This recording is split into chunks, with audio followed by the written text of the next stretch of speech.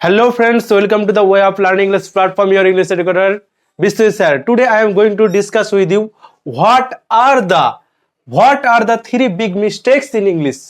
মানে তোমরা যারা প্রথম নতুন ইংরেজি যারা শিখছো, যারা বিগিনার্স রয়েছো, এই তিনটে ভুল কিন্তু প্রত্যেকেরই হয়। যেটা আমি যখন ইংরেজি শিখেছি সেটা তখন আমারও হয়েছে এবং তোমরা যারা শিখেছো এই তিনটে ভুল তোমাদেরও হয়েছে।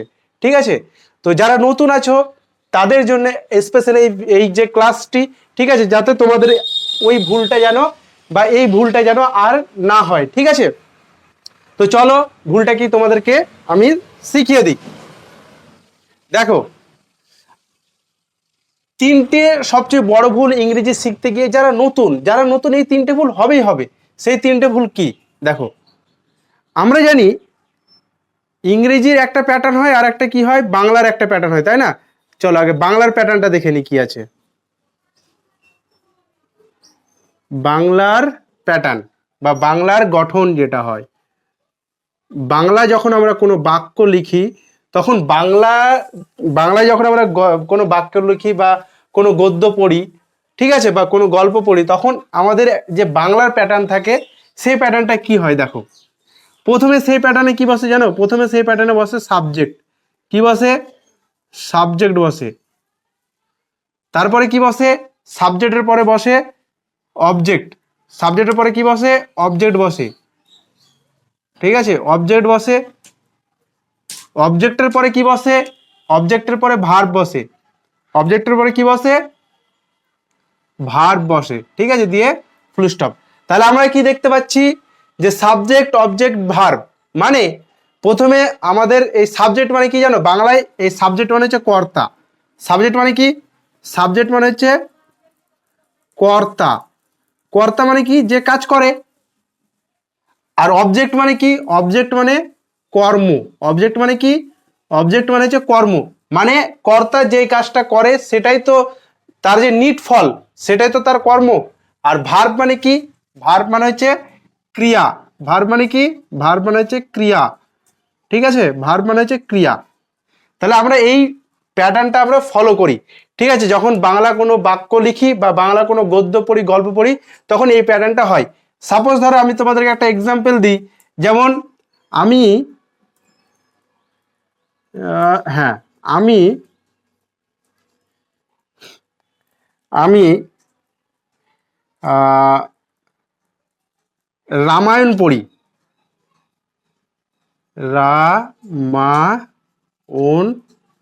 পড়ি। ঠিক আছে, আমি রামায়ণ পড়ি। ঠিক আছে, তো দেখো এই যে আমিটা কি জানো? আমিটা হচ্ছে সাবজেক্ট, মানে আমিটা হচ্ছে কি? আমি হচ্ছে কর্তা, আমি তো কাজটা করব, তাই না? আমি কাজটা করব।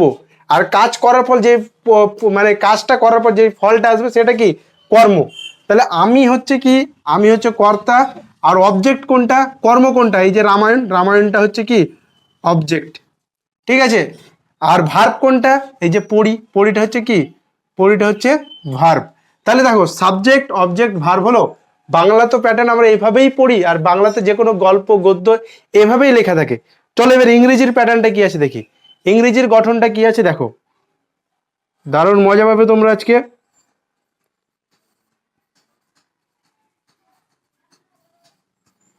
ইংরেজির গঠন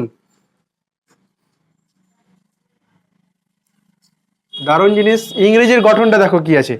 ইংরেজির গঠনে আমরা দেখতে গেলে প্রথমে আমাদের ইংরেজিতেও সাবজেক্ট বসে। কি বসে? ইংরেজিতেও সাবজেক্ট বসে।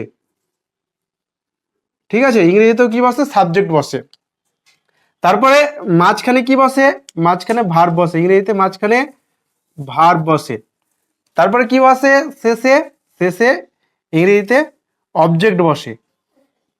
ঠিক আছে, ইংরেজিতে শেষে কি বসে? অবজেক্ট বসে, দিয়ে ফুল স্টপ। এবার ভালোভাবে খেয়াল করো, তাহলে আমাদের তো এই যে কর্তা, তাই তো, এই যে আমিটা তো চেঞ্জ হয়নি। সাবজেক্ট তো একই জায়গাতেই বসছে, তাই না? বাংলাতেও সাবজেক্ট এক জায়গায় বসছে, ইংরেজিতেও সাবজেক্ট এক জায়গায় বসছে। তাহলে আমি মানে কি? এটাকে যদি এবার আমরা ইংরেজিতে ট্রান্সলেট করি, দেখো কি হচ্ছে। আমি মানে কি? তো আমি এটা যদি এই যে এই কথাটা আমি রামায়ণ পড়ি, এই কথাটা ইংরেজিতে লিখলে দেখো কি হচ্ছে। আই মানে হচ্ছে কি? আমি। তাহলে দেখো, ইংরেজি যখন লিখবো তখন সাবজেক্টের পরে আমাদের কি বসাতে হবে? সাবজেক্টের পরে বসাতে হবে ভার্ব। তাহলে এখানে বাংলা বাক্যে ভার্ব কোনটা ছিল? এই যে পড়ি, শেষে ছিল। তাহলে পড়া ইংরেজি কি? পড়া ইংরেজি হচ্ছে রিড। পড়া ইংরেজি রিড। তাহলে আই রিড।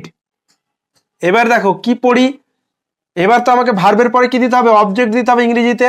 তাই তো ভার্বের পরে কি দিতে হবে? অবজেক্ট দিতে হবে। তাহলে অবজেক্ট কোনটা? বাংলা বাক্যে অবজেক্ট কোনটা ছিল? এটা, তাই তো, এই যে রামায়ণ। তাহলে কি হবে? এবার তো রামায়ণ তো একটা গ্রন্থ, পৃথিবীতে একটাই রয়েছে, তাই তো, হিন্দুদের একটা গ্রন্থ। তাহলে দা হলো ওই কারণে, আর রামায়ণা RAMAYANA। ঠিক আছে, তো এই সেন্টেন্সটা কিন্তু প্রেজেন্ট ইনডিফিনিট টেন্সে লেখা হলো। ঠিক আছে, যারা নতুন আছো, যারা মানে সাবজেক্ট ভার্ব অবজেক্ট সম্বন্ধে একবারই মানে নলেজ নাই, জ্ঞান নাই, তারা কিন্তু তোমাদেরকে ফার্স্ট তোমাদেরকে টেন্সটা ক্লিয়ার করতে হবে। ঠিক আছে, তো আমার এই চ্যানেলের মধ্যে প্রেজেন্ট ইনডিফিনিট টেন্সের 4টে পার্টই করানো হয়ে গেছে। মানে 4টে পার্ট হচ্ছে তোমার প্রেজেন্ট ইনডিফিনিট, নেগেটিভ প্রেজেন্ট ইনডিফিনিটের নেগেটিভ সেন্টেন্স, ইন্টারোগেটিভ সেন্টেন্স আর ইন্টারোগেটিভ টু নেগেটিভ সেন্টেন্স হয়ে গেছে। এবং প্রেজেন্ট কন্টিনিউয়াস টেন্সের 2টো ক্লাস হয়ে গেছে। সেই দুটো হচ্ছে প্রেজেন্ট কন্টিনিউয়াস টেন্সের যে প্রথম পার্টটা, প্রেজেন্ট কন্টিনিউয়াস টেন্স কাকে বলে এবং তার স্ট্রাকচারে কি রয়েছে, এবং প্রেজেন্ট ইনডিফিনিটের প্রেজেন্ট কন্টিনিউয়াস টেন্সের নেগেটিভ সেন্টেন্স করানো হয়ে গেছে।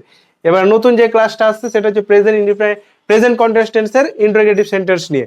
ঠিক আছে, তো ক্লাসগুলো তোমাদেরকে প্রত্যেকটাই করতে হবে, নাহলে তোমরা বুঝতে পারবে না।